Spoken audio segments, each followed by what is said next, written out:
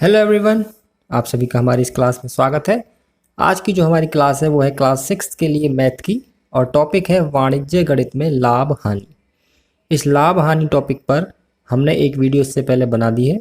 आप उस वीडियो को हमारे इस चैनल की प्लेलिस्ट में जाकर देख सकते हैं।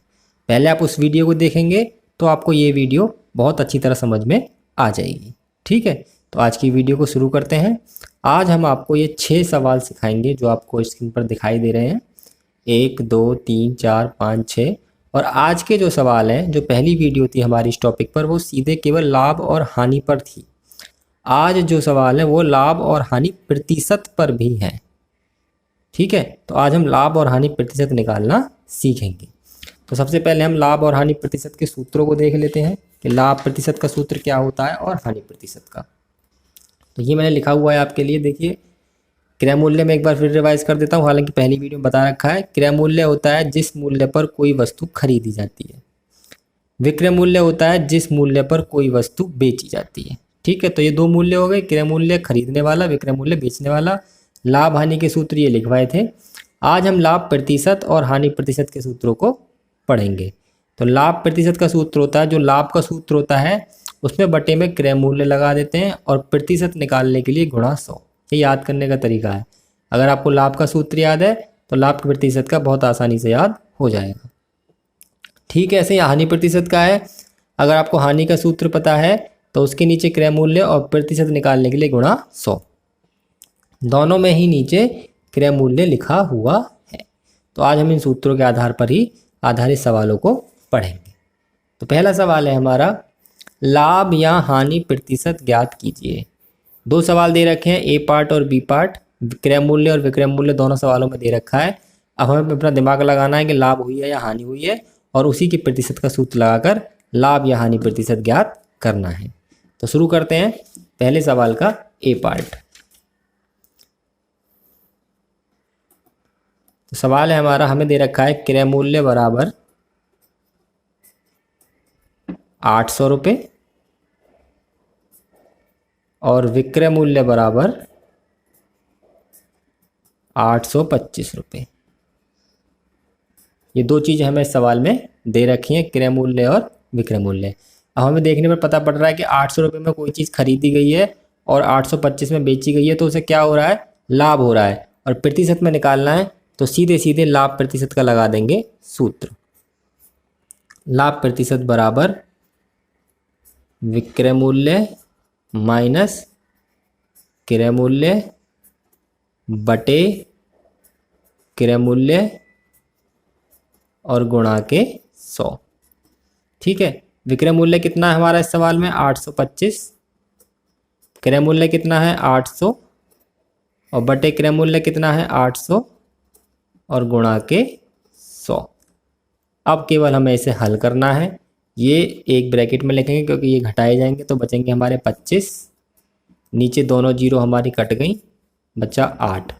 8 से 25 में भाग तो जाएगा नहीं, तो हम मिश्रित भिन्न में आंसर दे देंगे इसका 3 सही 1/8 प्रतिशत।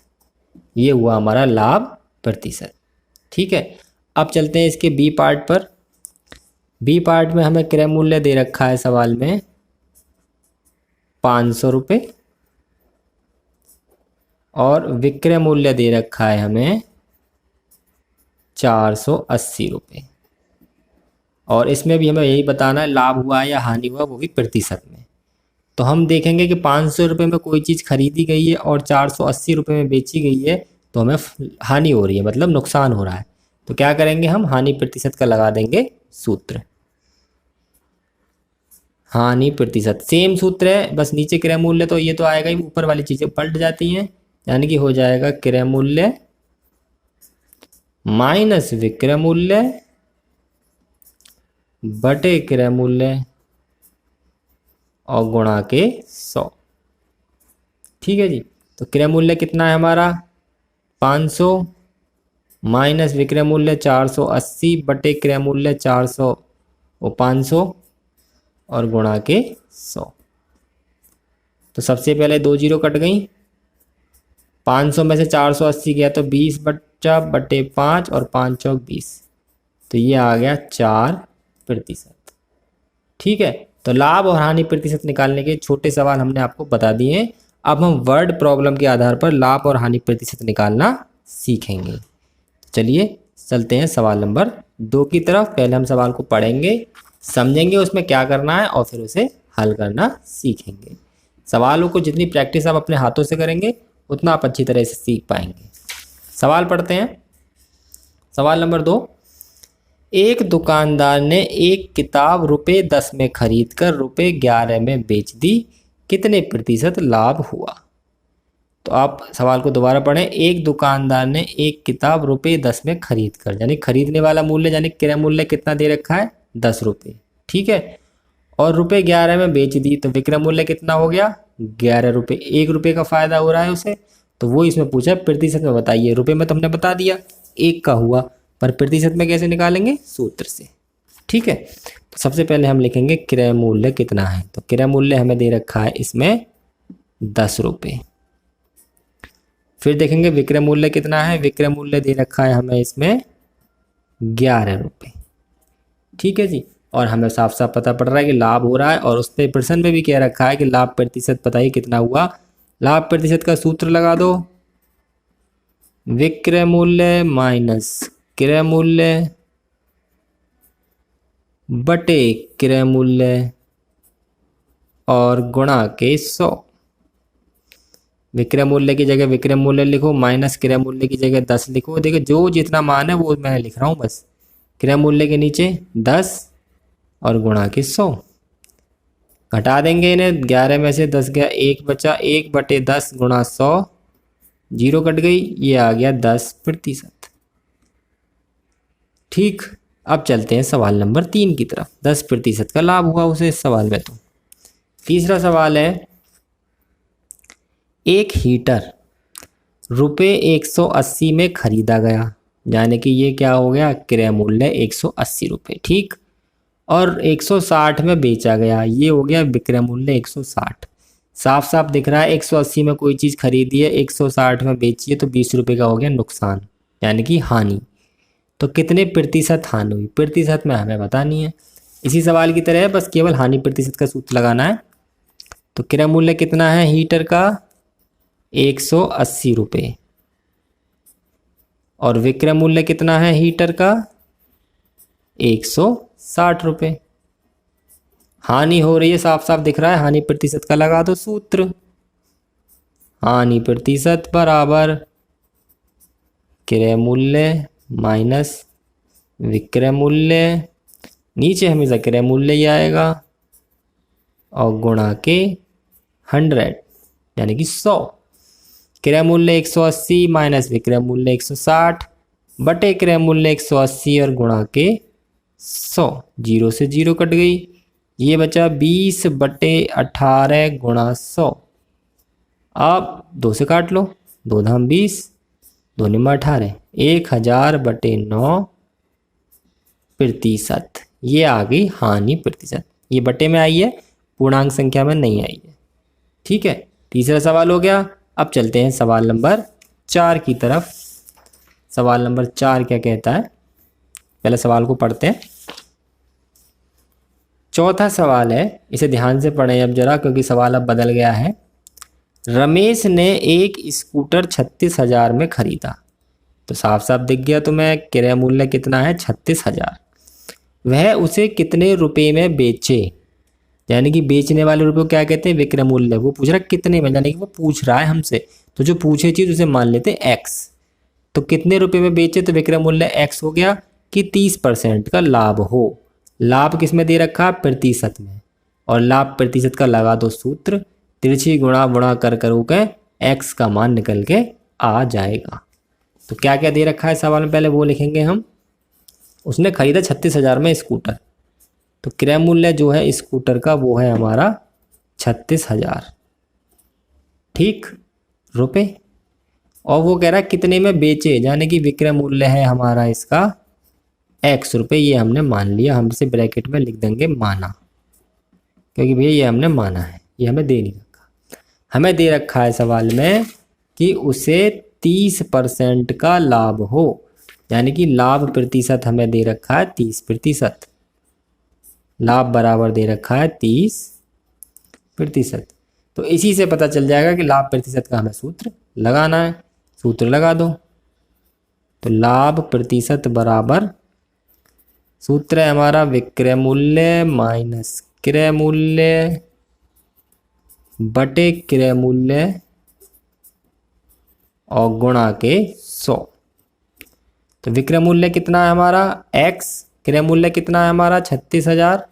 ये चीज़ें मैं यहाँ पे जो लिखता हूँ ये ऊपर से देख के लिखता हूँ। बटे क्रय मूल्य कितना है 36,000 गुणा के 100।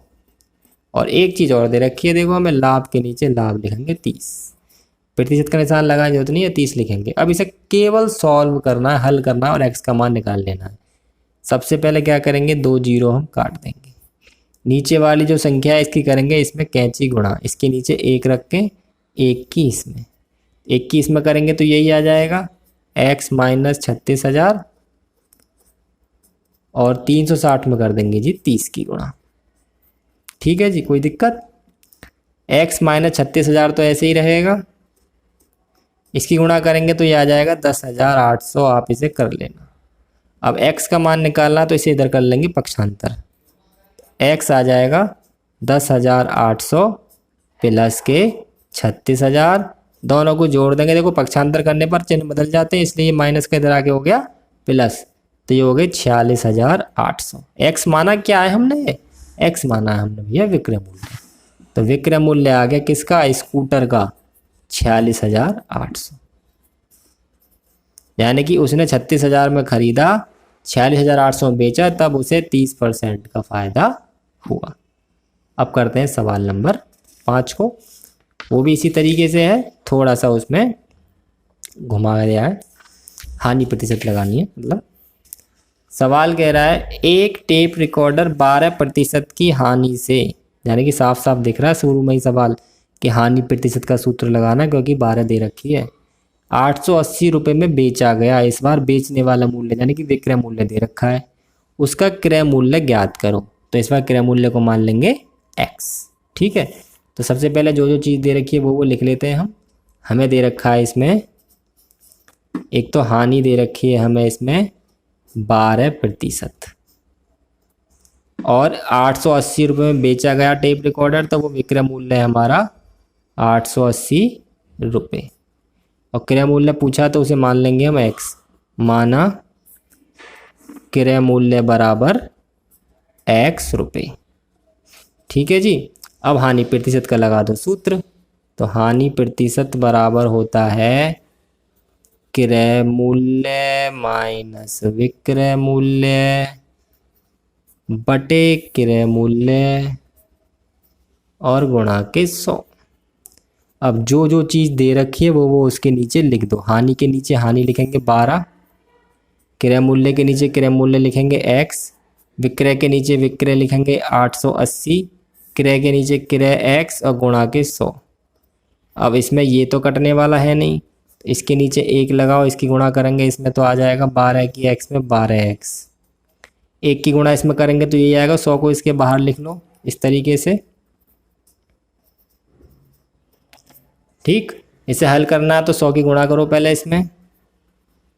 रेखीय समीकरण आपको हल करने आने चाहिए, एक तरह से रेखीय समीकरण है। अब इसे हल करने के लिए x वाले एक तरफ, संख्या एक तरफ, तो इसे तो उठा के इधर ले आएंगे, यानी कि इसको उठा के इधर ले आएंगे तो ये माइनस का है ना, तो इधर आके हो गया प्लस। ठीक है, और इसे उठा के इधर ले जाएंगे, ये प्लस का तो ये हो जाएगा माइनस, 100 इधर रहेगा और ये x वाला इधर आ जाएगा, माइनस हो जाएगा। ठीक है जी, इसे इधर ले गए, इसे इधर ले गए ताकि घट जुड़ जाए, क्योंकि x वाला केवल x वाले में से घट जुड़ सकता है। तो ये हो गए 88x और ये है 88,000। अब ये इसके आ जाएगा बटे में, तो x आ जाएगा 88,000 बटे 88, और इससे सीधे सीधे 1000 बार कट गया। तो x का मान कितना आ गया 1000। x माना क्या है हमने, क्रय मूल्य, तो क्रय मूल्य आ गया हमारा 1000 रुपये। ठीक है जी। अब है हमारा आज की वीडियो का लास्ट सवाल, सवाल नंबर 6। काफ़ी इम्पोर्टेंट क्वेश्चन है, और इम्पोर्टेंट के साथ साथ मैं यही बता दूं थोड़ा सा कठिन सवाल भी है ये। आपको इसे सवाल को बिल्कुल ध्यान से समझना पड़ेगा। मैंने इसे पहले से ही हल कर लिया है इसी वजह से, ताकि मैं आपको अच्छी तरह से समझा सकूं। तो पहले सवाल को ढंग से पढ़ते हैं और फिर इसे हल जैसे मैंने किया उसे ढंग से समझाता हूं। और मैं 2 बार इस सवाल को समझाऊंगा आपको, तो आप इस सवाल को अच्छी तरह से देख लें। काफ़ी इंपॉर्टेंट क्वेश्चन भी है ये। एक व्यक्ति ने 5 दर्जन अंडे ₹12 प्रति दर्जन की दर से खरीदे। तो कितने अंडे खरीदे हैं? 5 दर्जन। अब आपको ये पता होना चाहिए कि दर्जन क्या होता है। तो एक दर्जन क्या होता है? दर्जन में हम केले लेते हैं बाज़ार से। कहीं कहीं किसी शहर में दर्जन में सेब भी मिलते हैं। हमारे यहाँ सेब कैसे मिलते हैं? किलो में। ठीक है। दर्जन में अब मैं बता दूं, एक दर्जन में होती है 12 वस्तुएं। चाहे वो अंडे भी हो सकते हैं, केले भी हो सकते हैं, बॉल भी हो सकते हैं, कुछ भी हो सकते हैं। तो 5 दर्जन में कितने हो गए? 60 अंडे। यानी कि 60 अंडे लिए, ₹12 प्रति दर्जन। यहाँ प्रति शब्द का अर्थ है एक, यानी कि एक दर्जन कितने के हैं? ₹12 के। यानी कि 12 अंडे ₹12 के हुए। वो तो उसने उस हिसाब से खरीदे हैं। उनमें से 10 अंडे टूट गए। वो एक स्थान से दूसरे स्थान पर ला रहा होगा तो 10 अंडे टूट गए। जो बाकी अंडे बचे, कितने अंडे बचे? 60 लिए थे 5 दर्जन, यानी कि 60 लिए 10 टूटे, 50 बचे थे। उसे उसने अब रेट बढ़ा के बेचा है। लाया तो ₹12 प्रति दर्जन था, बेचे कितने? ₹18 प्रति दर्जन। तो भी उसे फ़ायदा हुआ है या नुकसान, ये हमें बताना है। अगर ये टूटे ना होते तो सीधे सीधे बता देते हम कि 12 में लाए 18 में बेचे, तो फ़ायदा ही हो रहा होगा। पर टूट गए हैं ना, तो अब हमें हल करके देखना पड़ेगा कि फ़ायदा हुआ है या नुकसान। तो सवाल को देखते हैं। इसमें मैंने 2 पार्ट कर दिए सवाल के। क्रय मूल्य मैंने इस तरफ निकाला है, विक्रय मूल्य मैंने इस तरफ निकाला है। तो जो क्रय मूल्य में है, इसमें क्रय मूल्य है उसने खरीदे हैं अंडे ₹12 प्रति दर्जन के हिसाब से, यानी कि 12 अंडे ₹12 के हो गए। ये प्रति का निशान होता है, इसे प्रति कहते हैं, मतलब एक। यानी कि एक दर्जन अंडे कितने के हुए? ₹12 के। यानी कि एक दर्जन कितना होता है? 12 अंडे। मैंने बताया था ना 12 वस्तुएं होती हैं। तो 12 अंडे खरीदे उसने ₹12 के। तो एक अंडा कितने का हो गया? ₹1 का। चूँकि वो अंडे टूट गए हैं, इसलिए हम एक अंडे के हिसाब से मूल्य निकालेंगे। 12 अंडे ₹12 के, तो एक अंडा ₹1 का। खरीदे किसने उसने टोटल अंडे? 5 दर्जन अंडे खरीदे, यानी कि 5 गुणा 12, यानी कि 60 अंडों का क्रय मूल्य निकालेंगे। तो 60 गुणा 1 यानी कितना हो गया? ₹60। ये एक किस लिए आया है? क्योंकि एक अंडा हमारा ₹1 का है। तो 60 अंडे कितने के हो गए? ₹60 के। तो 5 दर्जन जो उसने अंडे खरीदे थे उनका क्रय मूल्य हो गया ₹60। फिर बता देता हूँ ये आपको। क्रय मूल्य उसका दे रखा है ₹12 के आए हैं एक दर्जन, यानी कि 12 अंडे ₹12 के आए। तो एक अंडा ₹1 का आया। टोटल खरीदे उसने 5 दर्जन अंडे, यानी कि 60 अंडे। तो 60 अंडे कितने के आए? जब एक अंडा ₹1 का, तो 60 अंडे हो गए ₹60 के।